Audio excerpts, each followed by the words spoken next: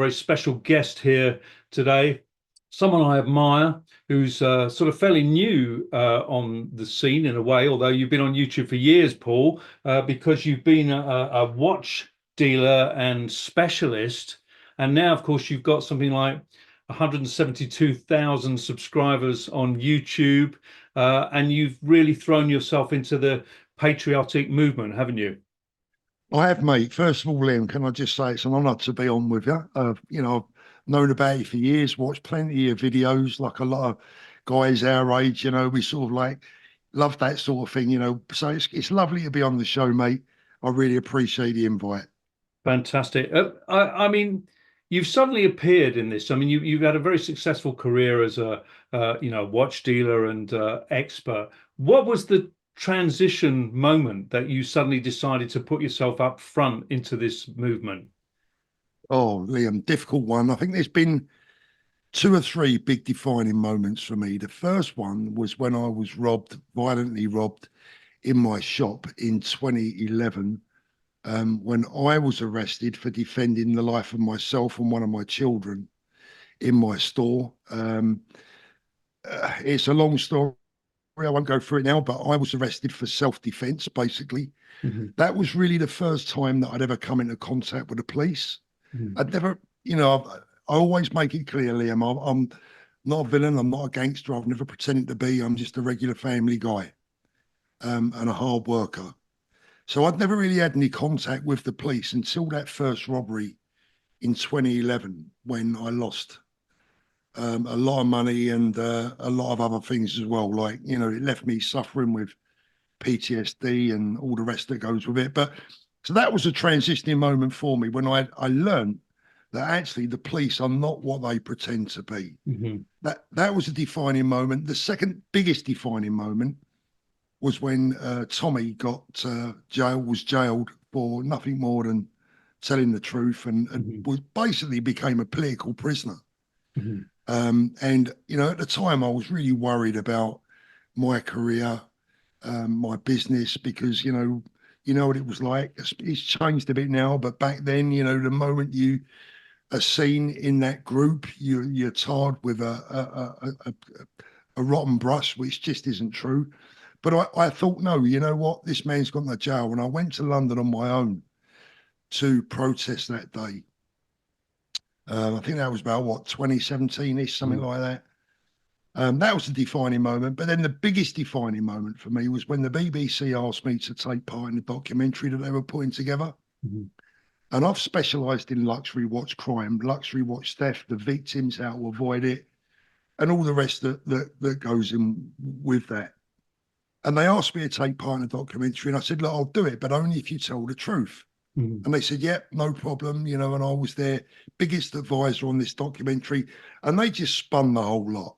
Mhm. They didn't tell the truth. They didn't come anywhere near the truth. They made it far more politically correct than the truth was. And I thought, you know what? Enough's enough. I'm sick of this. I'm tired of the political correctness, the way the police have been working. Because let me tell you now, if we think the police are bad when it comes to two-tier policing, Mhm. what we've seen recently, Liam, let me tell you, when it comes to acting upon crime, especially when it's someone who they consider to be, oh, it's only a 50 grand watch, he can afford to lose it. Mhm. No, we've all worked bloody hard for these things, Mhm. and forget what's been stolen. It's the mental and physical scars that last a long time, especially the Let me mental. take you back to that, Paul, because was it a really violent robbery? I mean, how's it affected you? You say you've got sort of, you think about it a lot. Are you still suffering with that? Mate, I had three. The Yeah. first one was actually the first one was the worst from a mental viewpoint because I considered myself to be on the right side of the law, and the police basically took me the wrong side of the law. I'd never been in a cell before in my life. I'd never been in a police station that I can remember.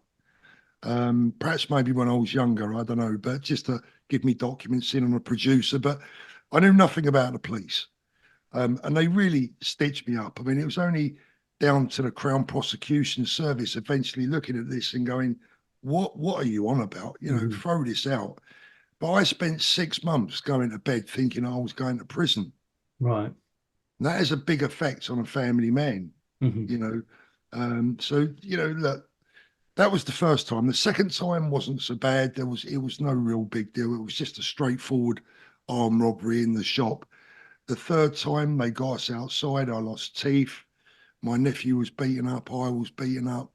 I was knocked unconscious. And again, the police, useless, absolutely useless. I But mean, I've got that's terrible, Paul. I mean, the scars that you must have from that experience. Also, I think, I come from a generation where we used to support the police, where we used to think, I mean, this goes back, I mean, this will age it for people watching, but it's almost like Dixon and Doc Green, yeah, where you think, oh, the police are on your side, yeah. and then they didn't help you. You didn't feel any sort of support from them, or No, what I felt was a lot of bitterness because look, you know, Liam, guys like us, and there'll probably be a lot of similar working class guys watching this. Look, mate, I look like I look. I've got tattoos on my hands and I speak with a London accent. Mhm. They think I'm beneath them. And when they see a man like myself that's done well for himself, drives a nice car, Mhm. earning a good living, at the time I had like probably 1.5, £2 million for goods in the window. Mhm. They their go-to mindset is this guy is up to something bad. Mhm. They don't understand hard work. They don't understand that my working day started at 7 a.m. and finished at, if I was lucky, at midnight, Mhm. 7 days a week. I didn't have shifts. Mhm. I didn't have a pension to look forward to. My money was earned through hard graft, taking chances in um, one of the most dangerous jobs that you can have, quite frankly. Mhm. I've had So are three you a friends. target all the time in that job? Yeah, yes, mate. I mean, I had trackers on my car. Derbyshire police called me once and told me that they'd arrested a gang from Eastern Europe that were in the UK going around watch dealers robbing them. Mhm. They'd arrested the gang and that my name was on their list. Mhm. As I said, I found trackers on my car. I live behind, not now because, I'm retired. I don't have anything about me at all. Mhm. For anyone that might be interested, I don't keep Yeah. anything. I mean, when the pizza's delivered, mate, we have to scratch around for some change to pay him. Yeah. I learned that lesson years and years and years ago. But look, it was a very painful experience, not so much physically, you get over that fairly quickly, but the mental scars and the betrayal by the police is the biggest scar of all. Mhm. Um, It's a I've al- weird thing, isn't it? Because as a person, you have a set of values, and you really think that you will be protected, don't you, originally? And then suddenly you're in a situation where it no longer applies, does it? it's totally the opposite. It's Yeah. totally the opposite. And I'll give you an example.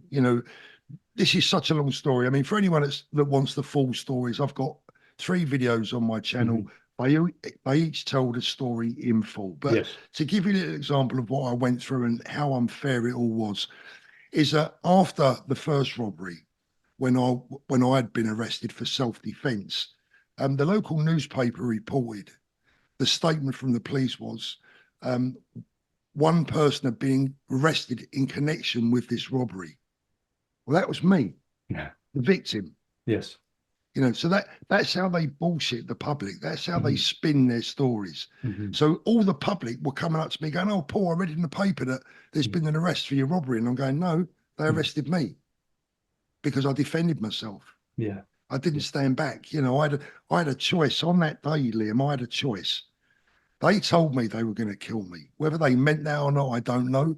Mhm. But I don't bet on the horses. I don't bet on the dogs. I weren't Mhm. about to bet with my life and the Yes. life of my child. Yes. So when they told me they were going to kill me, I took actions to defend myself. Yeah. Um, Totally right. and and I didn't hurt anyone, thankfully. No one was injured. But I took actions to defend myself. When the police reviewed the CCTV, I was the one they arrested. Mhm. They had the people that did it left DNA, lots of it. They were questioned and released without charge. Mhm. Oh, it's unbelievable. Did you find that, and obviously we won't go on about this incident too much, but did you think that the people then may come back for revenge on you?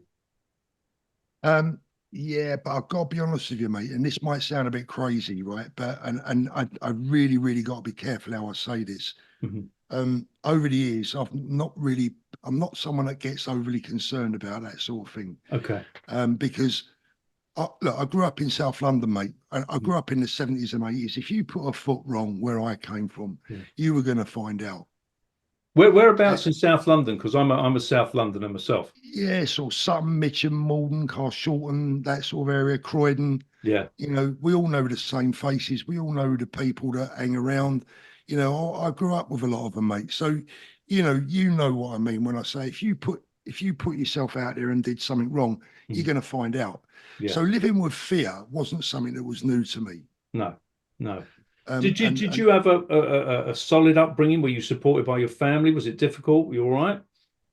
mate, I'm very lucky to say, I'm very proud to say that I had the most wonderful parents and the most wonderful upbringing you could ever wish for. I've been married for 34 years now to the Mhm. same woman.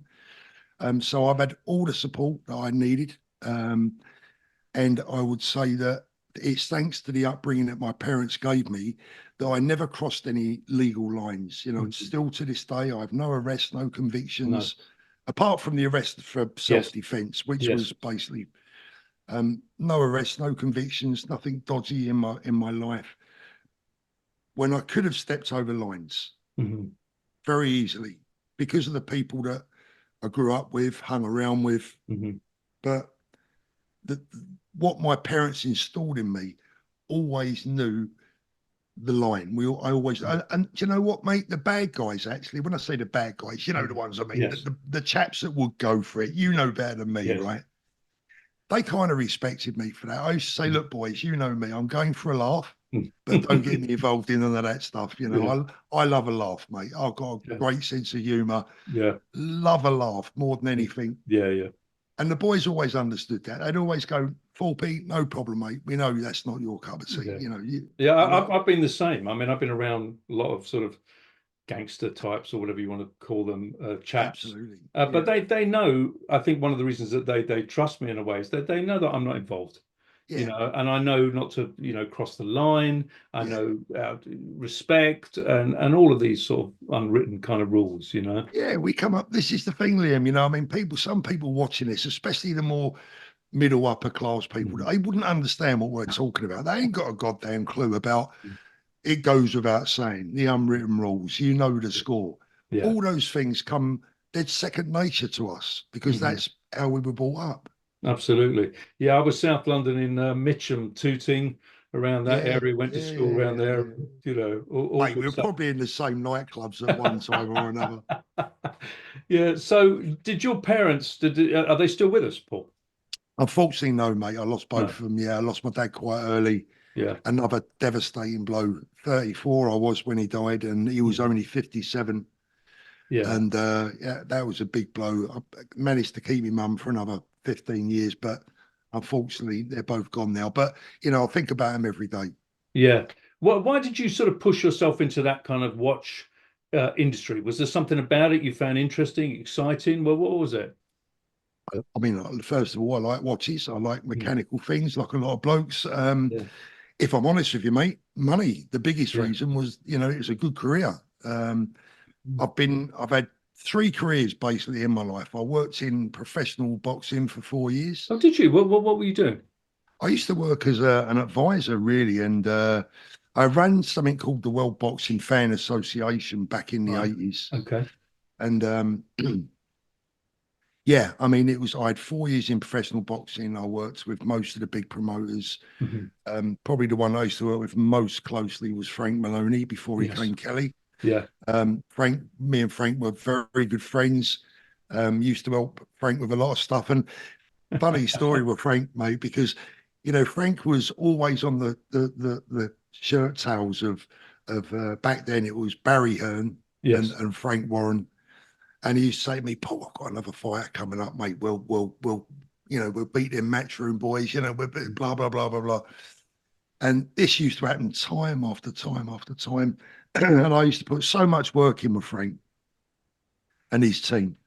And he, he said to me one day, I've got an heavyweight coming up. He said, I'm telling you, he's going to make us a right few quid. I said, Frank, I've had enough, mate. I said, I can't take any more of this. You drive me mad. It was Lennox Lewis.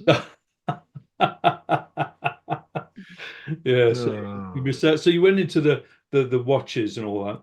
Yeah. And did you enjoy that?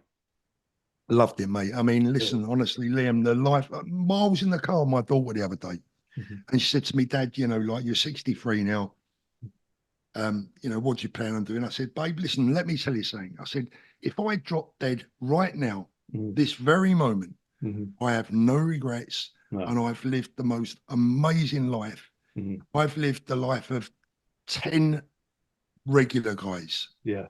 So I can't moan, mate.